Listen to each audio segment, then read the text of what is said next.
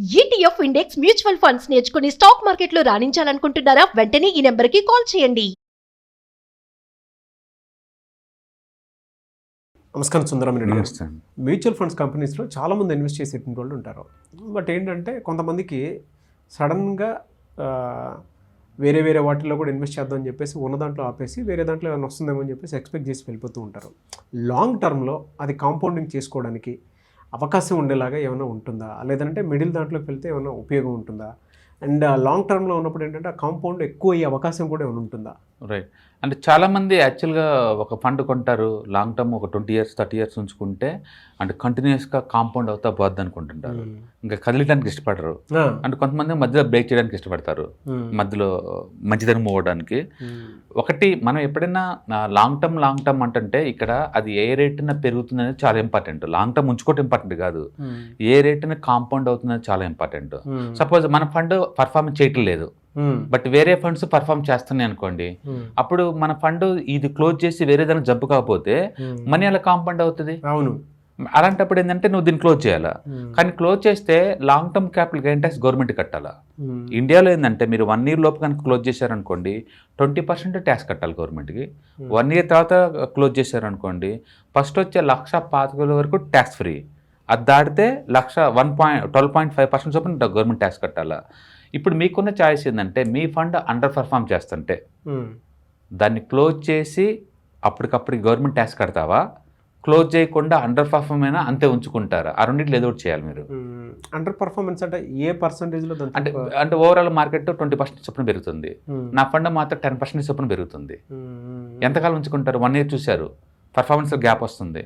2వ సంవత్సరం చూశారు, మళ్ళీ పర్ఫార్మెన్స్ గ్యాప్ వస్తుంది అనుకోండి, దాన్ని ఉంచుకోవాల్సిన అవసరం లేదు ఇంకా.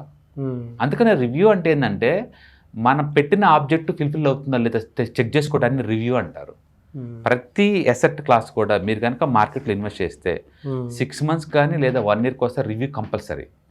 ఆ రివ్యూ ఎందుకయ్యా అంటే మనకి పేయింగ్ కెపాసిటీ పెరిగి ఉండొచ్చు, మన రిస్క్ తీసుకునే ఎబిలిటీ పెరిగి ఉండొచ్చు, లేదా మనం పెట్టిన మన ఆబ్జెక్ట్ తగ్గట్టు పర్ఫార్మెన్స్ లేదనుకోండి వాటిని మాడిఫై చేయొచ్చు కదా. అవును. అందుకని నిరంతరం మన ఫైనాన్స్ స్టేటస్ మారుతుంది కాబట్టి దానికి తగ్గట్టు ఉండే పోర్ట్ఫోలియో డిజైన్ చేసుకోవాలంటే కంపల్సరీ రివ్యూ కంపల్సరీ. ఓకే. అందుకో రివ్యూ అంటే స్టాక్స్ మార్చడం కాదు, పోర్ట్ఫోలియో మార్చడం కాదు, మన రిస్క్ ప్రొఫైల్ తగ్గట్టు అవి ఉన్నాయా లేవా, అండర్ పర్ఫార్మ్ చేస్తాం చెక్ చేసుకోవటం అనమాట. అందుకని ఎప్పుడైనా సరే మార్కెట్తో పోల్చుకుంటే మన అండర్ పర్ఫార్మ్ చేస్తుంది అంటే మీరు దాన్ని క్లోజ్ చేసేసేసి ఎంతైతే ప్రాఫిట్ వచ్చిందో ఆ ప్రాఫిట్ గవర్నమెంట్ ట్యాక్స్లు కట్టేసేసి మనం కొద్దానికి మూవ్ అవటం బెటర్ అనమాట. మనం ఎప్పుడైనా మనం చూడాల్సిందంటే పోస్ట్ ట్యాక్స్ రిటర్న్ చూసుకోవాలి తప్ప అది బ్రేక్ చేస్తే ఏమవుతుందో చూడకూడదు. అంటే చాలామంది అనుకుంటారు లాంగ్ టర్మ్ అంటే 12.5% ట్యాక్సే అనుకుంటారు. ఇండియాలో పొలిటీషియన్స్ చాలా కరప్టెడ్, వాళ్ళు టూ మచ్ ఫ్రీక్వెన్సీగా ట్యాక్స్లు మారుస్తారు. ఏం గ్యారెంటీ కాదండి. 10 సంవత్సరాల క్రితం ఇండియాలో long term capital gain tax లేదండి, 0 ఉండేది. ఆ తర్వాత 10% పెట్టారు, లాస్ట్ ఇయర్ నుంచి 12.5% పెట్టారు. ఇంకొక 5 years తర్వాత 20 చేరిన నమ్మకం ఏంటి? 20 చేరిన నమ్మకం ఏంటి? అందుకని లాంగ్ టర్మ్ అని ఎవరు ఉంచుకోమాకండి.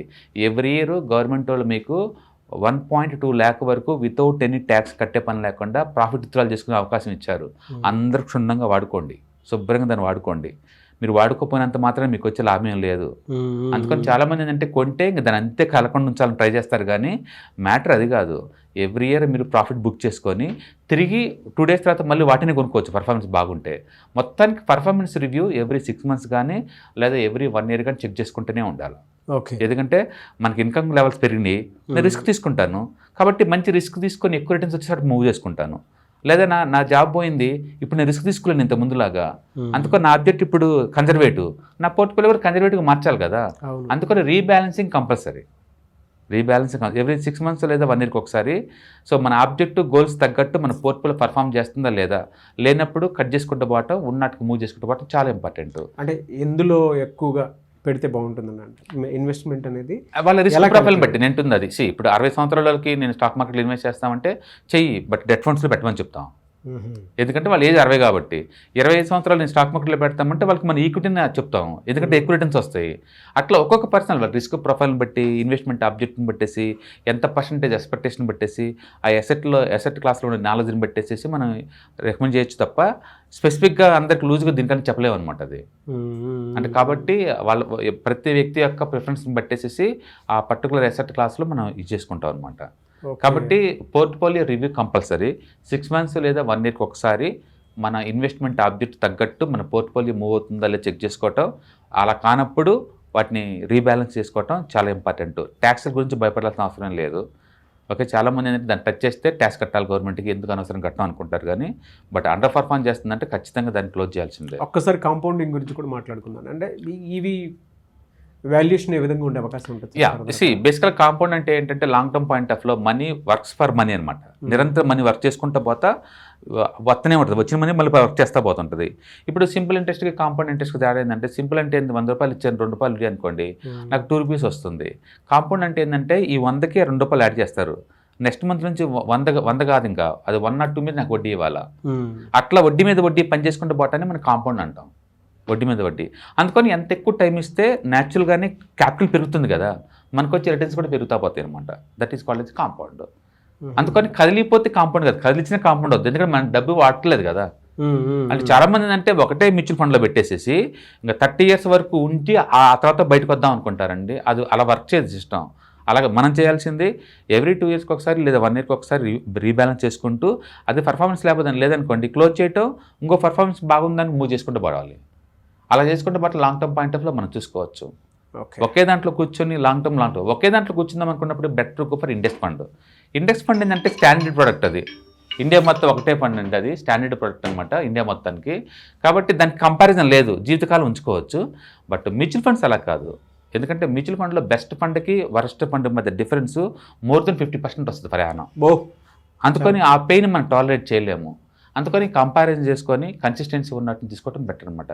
కాబట్టి మ్యూచువల్ ఫండ్ ఎవరి దగ్గర ఉన్నా సరే పోర్ట్ఫోలియో 6 months లేదా 1 yearకి ఒకసారి రీబ్యాలెన్సింగ్, మన రిస్క్ ప్రొఫైల్ తగ్గట్టు పోర్ట్ఫోలియో ఉందా లేదా, మన ఎక్స్పెక్టేషన్ తగ్గట్టు రిటర్న్స్ వస్తుందో లేదో చెక్ చేసుకొని దానికి అనుగుణంగా తయారు చేసుకుంటూ పోవాలి. Very good information. Right, thank you sir, thank you so much. Hi, markets చాలా వాలటిలిటీ ఉన్నాయని భయపడుతున్నారా? మార్కెట్ ఆల్ టైమ్ హైలో ఉందని దూరంగా ఉండాలనుకుంటున్నారా? ఏది రైట్ టైం మార్కెట్లో ఎంటర్ అవడానికి, ఏది బెస్ట్ టైం మార్కెట్లోంచి బయటకు పోవడానికి తెలుసుకోవాలనుకుంటున్నారా? మార్కెట్లో mutual funds, ETFs, index funds ద్వారా మనీ మేక్ చేద్దాం అనుకున్నారా?